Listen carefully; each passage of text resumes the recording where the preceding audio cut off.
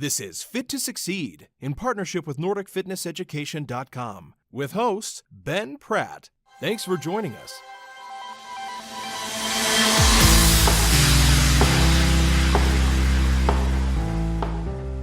What happens when we indiscriminately try to cut calories to our hunger, to our cravings, to our sleep, to our mood, to our motivation, to our energy? Those things usually move in a negative direction, which makes it more difficult to manage our calories.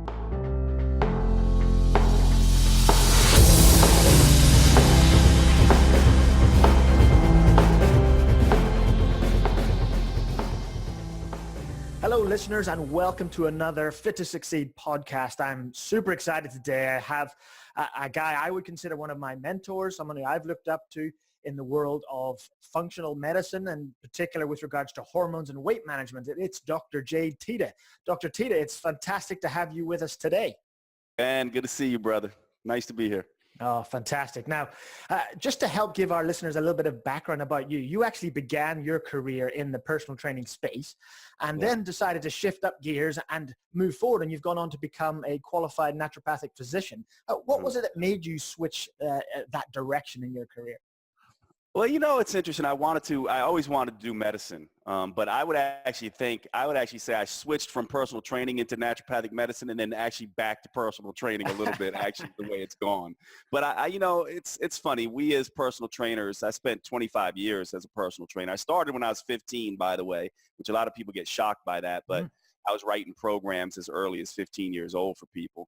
And I just wanted to do more, so I felt like my hands were a little bit limited and I wanted to do much more. I was very much into biochemistry and running into a lot of people that had other issues besides just weight loss concerns or performance-oriented concerns and, illnesses and things like that. And I wanted to work with those individuals. But, it's funny, through that process, I sort of found that I was disenchanted with naturopathic medicine and medicine in general. But just so people understand, naturopathic medicine is sort of this offshoot of medicine that is both conventionally oriented and alternatively oriented. So it sort of sits in the middle. And conventional medicine has its downsides and its upsides, and naturopathic medicine has its downsides and its upsides. And what I found is that on both sides, you get extreme bias. So there's the natural medicine bias on one side, and there's the drug bias on the other side.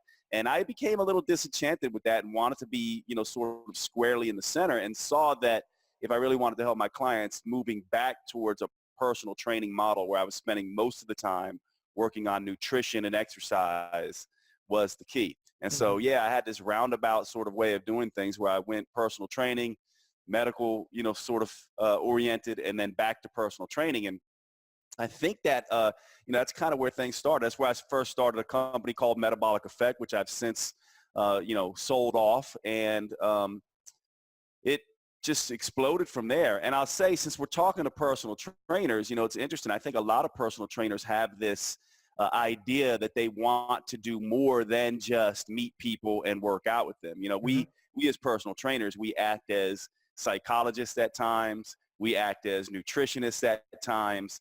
We actually are taking people through their exercise programs, and we're the first people that sort of get that, I'm really not feeling good, or I was just diagnosed with X, Y, Z. And we are in the perfect position as personal trainers to be primary care, quote, providers. And so from my perspective, I went that route and was just like, I'm going to use the personal training model to do this. And then, of course, that went to an online platform, and now you and I sit here talking. But it's been a great journey, and I still would say I'm a personal trainer at heart. Oftentimes my friends say, how come you don't even ever say you're a doctor? And I'm like, well, because between a doctor and a personal trainer, I'd rather say I'm a personal trainer, to be honest. Really? That's interesting. That's really interesting. I think as well, you explain it well in that oftentimes doctors or even naturopathic doctors ultimately are usually waiting, maybe not in your case, but are usually waiting for someone to approach them with an illness, and then we treat it. And perhaps one of the things that can be kind of interesting about personal trainers is that they can provide a more preventative method of care because they're dealing with people who are, working out, doing things on a regular daily basis. Would you say there's some truth to that? Oh yeah, I definitely think there's truth to that. I mean, think about it. You see your personal trainer, right? Multiple times a week usually. And Mm-hmm. it's a very consistent process. And so we are in the position as personal trainers to really help people change. Whereas a naturopathic physician or a conventional medical doctor, and they see the person, what, maybe once a month if you're lucky. It's Mm-hmm. more like, once every year. Right. And so we're getting these people every single day. We have an ability to make big time change. And like I said, we can impact them physically in their physical training, nutritionally, and psychologically. And to me, that is huge. And part of the reason why I spend a lot of my time trying to educate personal trainers. And I'm actually starting a business called Next Level Metabolism that's going to be doing that a little bit more here in the future. But I think it's important. And as personal trainers, I think we should take on that front line sort of mentality and realize there's a lot more that we can do besides just physically training people. Yeah, I would totally agree with that, Jade. It's interesting you mentioned your new business venture, Next Level Metabolism. That kind of leads us nicely into the direction of most of this conversation, if I'm honest. You have spent a lot of time and years studying metabolism, in particular hormones, and how hormones and our diet can impact us in the practice of weight management. Now, there's no doubt that many people come to the gym environment, maybe even seek out a personal trainer specifically because they want to lose weight. How has let's just start with a general question here. How has your understanding of metabolism and hormones impacted your weight management practice?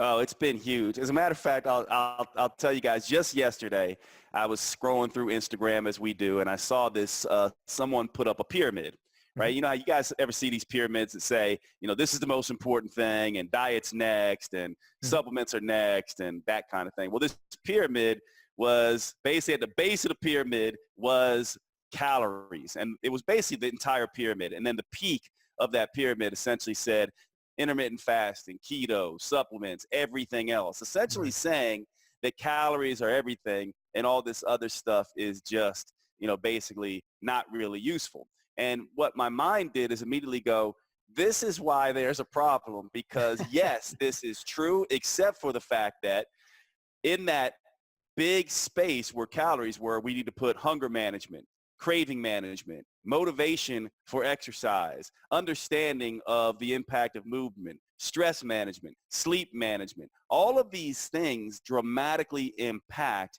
whether or not we can manage our calories or not. And so that is the big understanding that people miss. Yes, calories are a big factor. However, calories are impacted by almost all lifestyle factors. We know, Ben, you and me, let's say we're both under stress at work, under a deadline at work. We're going to have individual reactions to that. Maybe you acutely with stress, your hunger shuts down and then you don't eat. Maybe me, I go and binge eat. Maybe you end up losing a bunch of muscle and that messes with your metabolism as a result of stress. Maybe I end up gaining a bunch of fat as a result of stress. The bottom line, though, is it is impacting our calorie choices all of the time. And this is what hormones do. And so the major understanding I think that people need to understand, especially personal trainers, is that you need two things primarily to lose weight. One, yes, you need a calorie deficit, okay? But you also need hormonal balance. And here is the big thing here that clued me in is that what happens, every single one of us can answer this, what happens when we indiscriminately try to cut calories to our hunger, to our cravings, to our sleep, to our mood, to our motivation, to our energy? Those things usually move in a negative direction, which makes it more difficult to manage our calories. And so we have these two things we're trying to manage, calories and hormones. The problem is if you take a calories first approach, for most people, not all, you automatically change negative direction, which means that you're not going to be able to manage calories. And that's the direction that everyone has gone. And that is true for most people. So what I have essentially done in my practice is say, wait a second, let's take, instead of always taking a calories first approach, and by the way, none of this is one size fits all, right? So sometimes you can take a calories first approach, but why don't we start with a calories second approach and a hormones first approach? Now, I had to stop here a little bit because this is where things get confusing for people, because then they're like, well, should I be measuring insulin, and should I be, worried about cortisol levels in my hair and all this kind of stuff? No, you don't need to worry about it. It is very simple. Your hormones impact things like hunger, sleep, mood, energy, cravings, exercise performance, exercise recovery, libido, menstrual cycle. Mm-hmm. All of these things are impacted by hormones. So all you have to do is look at yourself or your clients' biofeedback. What is going on in their body? Are they hungry or not? Are they suffering from unrelenting cravings or not? Is their motivation to work out shot or not? Are there symptoms, Yes. that they may have brought into the personal training, arrangement getting better or worse? This will tell you about whether their hormones are balanced. So from my perspective, I go like this. What's going on with your hunger, your energy, your cravings? I call it HEC, H-E-C, keep your HEC in check. If your HEC is in check, that means your hormones are probably imbalanced. And now you can go and cut calories a little bit. Mm-hmm. But most of us do it the other way around, and that is the problem. We just go, let's cut calories. HEC goes out of check, and then we send our clients on this yo-yo seesaw battle with their weight, thinking, look, we're trying to do the best thing we can by our clients, but we don't understand this, and that gets us in trouble. So if there's one thing I would say to the personal trainers here that are still taking a calories first approach, I would suggest you try another approach. Yeah. And that is to take a hormones first approach, get the metabolism balanced first, and then go back and start to cut calories. Yeah, I think that's a really great overview of the battle between hormones and calories, and it's something I definitely wanted to get into in this discussion. Something that comes to my mind there, and I think I might have heard it from you in a previous presentation you gave at a conference, was that one of the things we think about when we talk about calories is knowing what drives calories, what's sitting behind the need to either eat more or the ability to eat fewer calories without feeling hungry.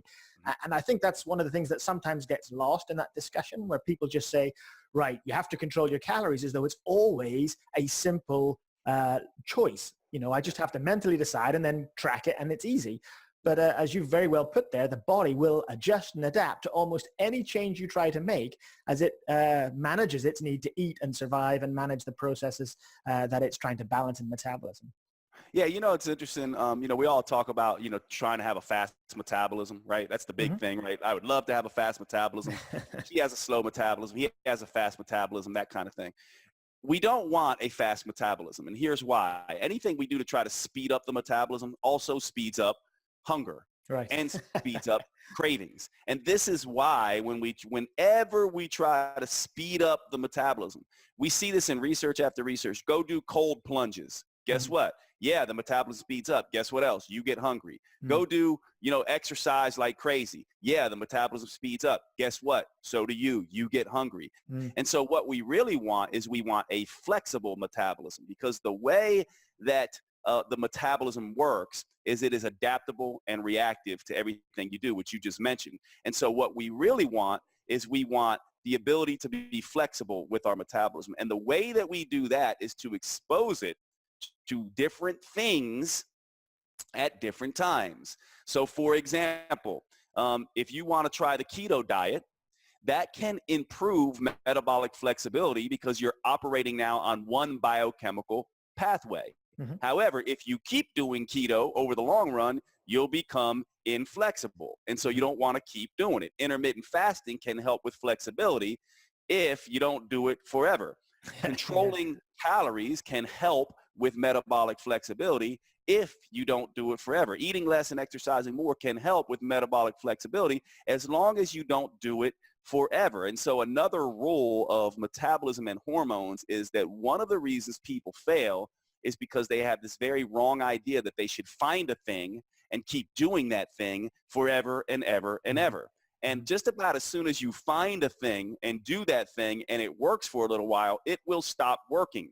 And then we want to double down on it and say, well, I just need to try harder. And it will work for even less time and then stop working again. And then we'll say, well, we'll work even harder until it no longer works at all. And now we're going in the other direction. And so that's another thing that I can say. Not only should most people take a hormones first approach, but also realize that the metabolism is adaptable, and we don't want a fast metabolism. We want a flexible metabolism, and we can expose our clients to different things at different times and be able to move their metabolism much more, rather than just say, hey, we're just going to eat less and exercise more. There's different approaches that we can take with different tool sets, and we have to match those tool sets, by the way, to the psychology and the personal preference and the unique metabolism of the individual that we're working with. And to me, that's ultimately where the best personal trainers basically begin to show themselves, because they don't take 10 clients and give them 10 of the same exact protocol and programs. They take 10 clients and end up with 10 very different protocols or programs. And I'll just briefly say how to do this. It's very simple. Okay, you can start everyone at the same place, give them all the same thing, but then teach them how to adjust based on hunger and energy and cravings and results. And all of a sudden, you start everyone at the front of the marathon race and everyone starts running, but they all start running at a different pace. And that's when you need to adjust, in my opinion. And that is taking a hormones first approach versus a calories first approach. By the way, once you get stable, right? Once you get where hunger, energy, cravings are stable, then you can go, oh, by the way, let me check and see what my calories look like.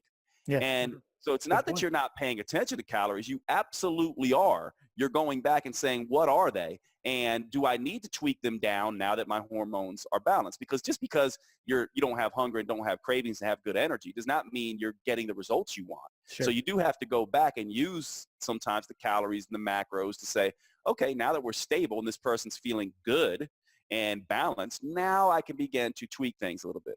Likewise, for those of you who insist on taking a calories first approach, which sometimes, like you and I know this, Ben, sometimes you're going to get someone who literally just wants to count calories and macros, and they're just in their head psychologically and personal preference wise, they need to count and measure. And we should meet those people where they are. And but once we start them on that calorie measurement as a first line approach, then we have to look at the other side and say, is that causing hunger, energy, and cravings to go in check or out of check? And then I'll tweak it as I need to. So as long as you are paying attention to both ends of this seesaw, both the hormones and the calories, and back checking each other, you'll be pretty well off in understanding what's going on with your clients and getting them results. Yeah, I really like that whole concept of having a flexible metabolism. And then I completely agree with the idea of, it's called personal training for a reason. We have to make it personal to match the needs of the individual, rather than like you've suggested, where people just have a set protocol and they just say, here's the diet that I use for all my clients. It works. And, I've seen plenty of personal trainers who do that. And, that is fraught with potential for lack of adherence and potential for not always working for everybody. Yeah. So yeah, I totally agree. I wonder if we could let me say something about that too. It's convenient for us, and I did this for a long time, so I'm not judging. And by the way, I was an egotistical, arrogant, young personal trainer. We all go through some of these phases, but here's the thing. Just be honest with yourself. It's very convenient when someone's not getting results to just say they're not being compliant. Yeah, for sure. You have to understand, a perfect program that no one can do is not only not a perfect program, it's a shitty program. And so this is what personal trainers have to understand. The best programs are doable for the client, and doability is dependent on the individual. And one of the things I've always really loved, I don't know if you've looked much into the work of Gary Gray, who's a physical therapist over in the States, but he always talks about finding someone's success when looking at how they move. But I think that's a really true factor when we're looking at weight management. If we can find what somebody is willing to do to get those little gains and successes, they're much more likely to adhere to it. And if they are adhering to something longer term, we're going to get better results, rather than enforcing a plan and saying, you must do this plan because I know it works.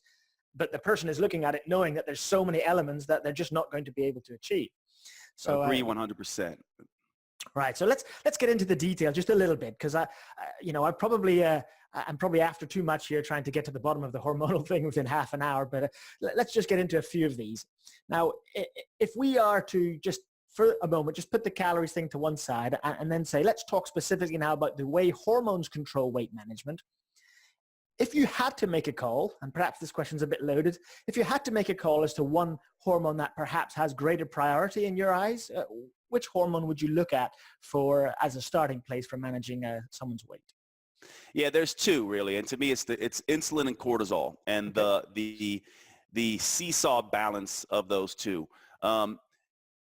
Because they manage a lot of our fuel reserves. Insulin is all about telling the body, hey, here's the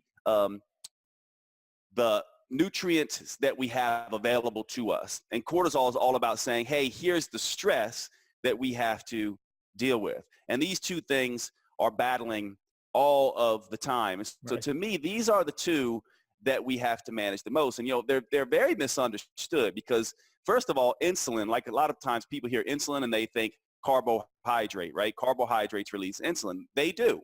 But depending on the person, protein does as well. True. And so do calories. And so all of a sudden you go, oh, it's not just carbs. No, for some people, it's protein can do it. Of course, high blood amino acids and high blood glucose with high insulin are two very different things. So we have to make allowance for that. But certainly calories do as well. And by the way, I'll share something with you all that's going to be a little technical, but I think it's interesting to understand in regard to metabolic flexibility. When most people think insulin, they think of a top-down type of metabolic effect. In other words, they think you eat too much carbs, typically, it causes way too much insulin to be released. The body doesn't like that. It's kind of like walking into a loud, music hall and then not being able to hear the next day because you have down-regulated your hearing. Well, the receptors on our cells down-regulate, so that's insulin resistance. Once we get into insulin resistance, we can't get fuel into the cells, and so we get more hungry and cravings, and so we have this sort of situation where we're overfed but in the body but undernourished in the cells, and that's sort of the top-down approach. Well, you can also get insulin resistant two other ways. One way is cortisol can block insulin receptors and interrupt insulin signaling. And so you can stress your way into insulin resistance. And there's a third way that you can get it as well. In the cells, in the mitochondria, when they are exposed to a lot of carbons and a lot of acetyl-CoA from maybe alcohol or fat or a bunch of carbs or just calories in general, this defect can come from the mitochondria up, because the mitochondria are these big energy factories, and you either, you know how you look out into a industrial landscape and you'll see whether it's clean black soot or white smoke or no smoke at all. Well, if your mitochondria are producing a lot of black smoke, which in biochemical terms would be hydrogen peroxide, that damages a lot of the cellular architecture, including when it tries to make an insulin receptor, which can cause insulin resistance. And this is a bottom-up insulin resistance. And so, again, it's not just about carbohydrates or fats or those kinds of things. It's about keeping the architecture of the insulin receptor functioning, which means looking after stress, which means, yes, watching carbohydrates and other insulin-producing foods, but also means getting the proper nutrition and things like that to keep your mitochondria healthy. So that's the big piece here. And so just to make it simple for personal trainers, because we kind of went off on a deep biochemical sort of thing there, to make it simple, to me, it really comes down to this. You have to manage stress, which means focusing on one big thing. Well, I should say this. We have to manage stress and we have to manage insulin sensitivity at the same time, which means focusing on one thing and one thing only that does this better, does both better than anything. It's walking. It is walking and moving. Moving, not, pumping the arms, pink dumbbells moving, just walking, smelling the roses, relaxing, walking is one of the best things to sensitize the insulin receptor, because contraction of muscle in that rhythmic way is an independent mechanism to produce glucose receptors without the help of insulin. So walking increases insulin sensitivity. It also lowers cortisol. It's one of the only forms of activity that does that, except for, very relaxing yoga, Tai Chi, and sex. Walking is the next thing that does it. Everything else raises cortisol levels. How many personal trainers do you know who are really fanatic about getting their clients to walk more and watching their activity trackers and that kind of thing. That Probably is one of cheap. the biggest things to do, and it makes their results in the kitchen and in the gym far better. In other words, walking is synergistic with high intensity training. Take someone who walks and does high intensity training, and they will get probably a good calorie effect and a good hormone effect. Oh, fantastic. Take someone who just does training and doesn't walk at all, and they're going to be, driving down the highway with their parking brake on a little bit. The results are going to be much slower. Take someone who walks but doesn't train at all, they're going to get pretty great results. They're just not going to look like an athlete necessarily. Sure. And so this is the thing that people want to talk about. So the first piece to managing these two hormones that I think are most important are a good base of walking. That is the first thing I'd say. And I really break this down into sort of what I call the 4 M's of metabolism. Movement is one of them and one of the most important. Mindfulness and mindset is the other, which is all about relaxation, which walking is a piece of that, but so is hanging out with, loving friends, pets, sex and physical affection, water therapies, hydrotherapy, spa therapies, all of those kinds of things, creative pursuits. They've even shown coloring can lower cortisol levels. How many people are doing all these things, taking a nap, getting adequate sleep? Most people are not, and most personal trainers are not talking to their clients about this. And then the other 2 M's are the ones that everyone wants to talk about, meals and metabolics. And by metabolics, I mean anything that tries to speed up the metabolism, which we just talked about the potential downsides of that. So I went off on a big, long tangent of biochemistry, but hopefully we brought it back to what do people need to do to balance these two hormones. Move a lot, exercise only just enough, eat in a way that is going to be different for every single person that maximizes nutrition while minimizing calories, and also spend an awful lot of time doing things that relax and restore. Those are the things that people want to be thinking about. Yeah, I really like that. And interesting, we just had on last week Dr. Zoe Harcum. You may know Dr. Harcum, and we talked all about nutrient density and that whole discussion that you've just kind of raised there about getting maximum nutrition with minimum calories. And so, if anyone's interested, they can go back to episode 21 last week and they can watch that. I also really like that you simplified that thought process on movement and how important that is for, along with a series of other activities for relaxation. Now, when I've taught clients and students in the past, I've been very clear on saying to people, stress management is not just about switching off anything that is stressful. It's about proactively finding things that give you restoration, recovery for the mind and the body. And you've just listed so many things that deliver exactly that, if I'm honest. Yeah, I love that. I think that, the stress management, the movement piece, people say all the time, right? How many times have you heard this, Ben? I'm doing everything right and I'm not getting results. And I can almost guarantee 99% of people that say that are speaking of meals and metabolics and have no idea about mindfulness and movement. And so I go, guess what? You're missing 2 of the 4 things that you need to be doing right. Yeah, I think that's great. It is huge. I totally agree. Let's just change direction for the last few minutes. We've got about 5 minutes or so left.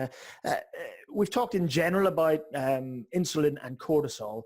Now, earlier on in the call, you mentioned about female hormones. And obviously, females have a slightly different element to their hormone dynamics that must be considered in relation to weight management. Would you mind just maybe touching on things that need to be considered in managing females who are still healthy in their menstrual cycle? Yeah. It's interesting, right? We always hear about the male metabolic advantage, testosterone. We never hear about the female metabolic advantage, which is estrogen combined with human growth hormone. What a lot of women don't know is that they release a little bit more human growth hormone compared to men in relation to exercise. Men have testosterone response. Women get this human growth hormone response. So it's really interesting. The other thing that we know about women is the first part of their cycle, from first day of bleeding, menses, to ovulation, is a time where estrogen levels rise pretty much unopposed by progesterone. As a matter of fact, a lot of people don't know this either. Most men and women during the first part of a woman's cycle have the same amount of progesterone, roughly speaking, in their bodies. It's not until after ovulation that women get a peak in progesterone. Well, these 2 hormones are really interesting. And I think if you can understand as a personal trainer what's going on, the estrogen phase, menses to ovulation, is a time of wanting to be anabolic, a time of building up. It's a time of, estrogen is like weaker testosterone. It helps build muscle. It helps us burn a little bit more fat. It helps the brain deal with stress a little bit more. It is the reason that women have this beautiful hourglass shape. It keeps fat off the middle. And then progesterone has some of the overlapping effects with estrogen. It's anti-stress. But then unlike estrogen, estrogen makes us insulin sensitive. Progesterone makes us a little bit insulin resistant. Now you might say, why would the body do that? Well, if you have a potential baby coming, that insulin resistance leaves more food in the bloodstream to nourish this particular baby. And that is part of what happens. But there's two different phases here. The first phase of the menstrual cycle is a time of building up, a time of motivation, a time of more stress resistance. The second part of the cycle is more of a time of relaxation, more insulin resistance, a time where some of the brain structures move to be a little bit more volatile, a little bit more emotional, and a little bit less stress resistant. And so with women who want to work on this metabolic flexibility, they can time their training and their eating to coincide with this sort of menstrual type of approach. So for example, in the first 2 weeks of the menstrual cycle, that's a time to really get after the weights, lots of high intensity interval training, maybe a little bit more carbohydrates, a little bit more stressful lifestyle. And then as you switch into post-ovulation, then you can move into, not that you have to stop training, by the way, just go lighter on your loads, lighter on the intensity, maybe reduce your carbohydrates back a little bit, focus on nice relaxing things, maybe some herb teas, lots of, hot bath therapies and things like that, maybe some Epsom salts in the bath, lots of sex and physical affection, like just relaxing and woo-saw. And this can be profound for women. Men don't really have to worry about any of this kind of cycling effect, even though it works for them too, just because the metabolism likes change, until they get into, andropause. But this is a really great way to be thinking about it. And one more hint I'll give to personal trainers. Look, up until about 2001, at least the FDA here in the States and other regulating bodies really didn't mandate that we had to have equal representation of women in the studies that were being done. So most of the research that was done on male college-age white guys, basically, right? That is a problem, because part of the reason that all of us have heard, there's no difference, men should train the same exact way as, or women should train the same exact way as men, is because we didn't have the research that told us that maybe there's a difference. Now that research is telling us that there is potentially a difference. And one potential difference is that women can benefit from high volume burning type things. I often talk about the B's and the H's, breathless, burning, heavy, and heat. Men do really well with heavy and burning, because those are both human growth hormone and testosterone releasing factors. Women do a little bit better with the burning aspect. And this is why you're seeing a lot of this moderate weight, heavy volume stuff like CrossFit and things like that, creating female physiques that didn't exist 10, 15 years ago that we can actually see, because of their taking advantage of this estrogen human growth hormone response. And so that's just an aside. So if you're training women, one of the things you may want to do is really emphasize a little bit more of the burning effect. Lots of drop sets, lots of high volume, moderate weights, not too light, not too heavy, and, sort of this breathless and burning effect. Whereas men, you kind of go burning and heavy effect. So women. And by burning, you're referring to the feeling in the muscle when lactic acid is high because they're pushing themselves. That's exactly right. Lactic acid is actually a signaling molecule for HGH. That's why the burn is a good determining factor to know how much HGH you're getting. But metabolic conditioning for women is probably the perfect thing. The only thing is, at certain times of their cycle, it can be extra stressful. And so you got to be a little bit careful. So it's almost like with a female, you've got to go through a monthly periodized approach where you've got your 2 weeks of building and progressing and building and progressing. And then you have a couple of weeks where you deload a little bit, and then you return to some building and progressing after they, start their next cycle. I think that's a genius way to do it. I think that's a very good way to do it, to take advantage of this. Yeah, fantastic. That's great. There's one quick thought. I don't know if we have time to really answer this, but you'll often hear people when they talk about female hormonal influences on body weight, that they often say that the estrogenic type is someone who has more of a pear-shaped body with more fat and weight gain around the hips and the thighs. But yet you just talked there about estrogen being a protective hormone because it influences HGH, human growth hormone, and it also helps to keep the waist slim. So what's the deal there with potentially putting body fat more in that sort of hips and thigh region? Yeah, estrogen is a confusing one because it's a fat burning hormone globally, but it slows fat release from certain areas of the body.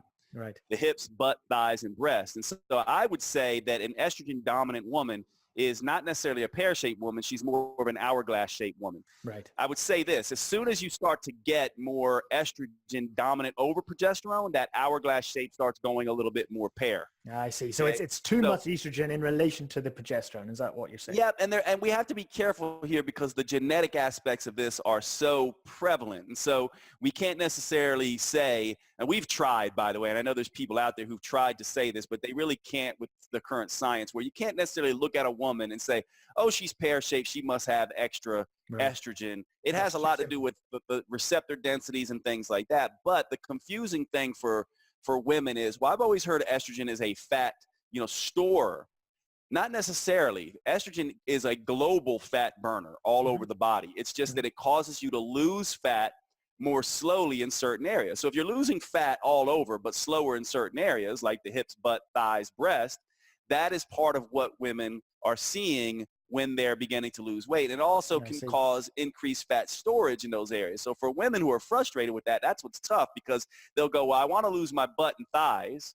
They go on a diet, they lose their waist and breasts instead. Then they go off the diet and they gain the weight back in the butt and the thighs. Now they lost weight in the butt and the thighs too, just at such a slower rate. So they lose more slowly there and they store there. And this is one of the reasons why actually for women, yo-yo dieting, these types of women, yo-yo dieting is the worst. Because what they do is they're constantly taking fat off the areas that they don't want to come off, the breast, and then end up storing fat in. So they're making themselves more pear-shaped. And this is where, this is where things like weight training come in. This is where some things like cycling, like we just talked about, come in. And this is where some of the other things like, supplements and things like that can be of benefit with this kind of thing. So it's important. It's been a really fascinating discussion. I can't believe the half an hour's gone already. So time flies. If we had had another hour, I'm sure we could easily have filled it, because I have so many other questions I could easily be asking you. Perhaps we can have you back on the podcast again in the future, if you don't mind. One final thought, and this is, I'll turn this over to you to conclude the podcast. If you could give yourself some advice back when you first qualified as a 15-year-old and you began to personal train, what advice would you tell yourself at this point? Just one simple thing. What would you say? Very simply, watch my bias. I have spent way too much time messing my own metabolism up and not being able to help other people by getting stuck on my bias. Right. For example, for a long time, I was anti-fat. That caused issues. Then I was anti-carb. That caused issues. Now I'm just pro-individual. And that means some people get more fat and some people get more carbs and some people do keto and some don't. Bruce Lee says it best: absorb what is useful, discard what is not, add what is uniquely your own. We should be doing that ourselves, and we should be doing that for our clients. Yeah, I totally agree. The way that I've heard that sort of thing is that as an expert, I have the right to be able to learn more, change my opinion, and alter how I do my work. And, I totally agree. And I can see that in your career, from what you've said, that's exactly what you've done. Hey, Jade, it's been such a pleasure. I really appreciate your expertise, and we'll, of course, hook up all of our listeners with Jade's website, and you'll be able to link with him potentially through his social media channels as well. Jade, thank you so much, my man. Yeah, man. Thank you for your work as well. I really appreciate everything you're doing, man. We appreciate you, my friend.